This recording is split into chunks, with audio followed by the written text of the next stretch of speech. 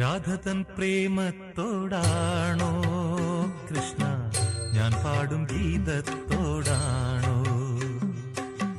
രാധതൻ പ്രേമത്തോടാണോ കൃഷ്ണ ഞാൻ പാടും ഗീതത്തോടാണോ? പറയൂ നിനക്കേറ്റം ഇഷ്ടം, പക്ഷേ പകൽ പോലെ ഉത്തരം സ്പഷ്ടം. രാധതൻ പ്രേമത്തോടാണോ കൃഷ്ണ ഞാൻ പാടും ഗീതത്തോടാണോ?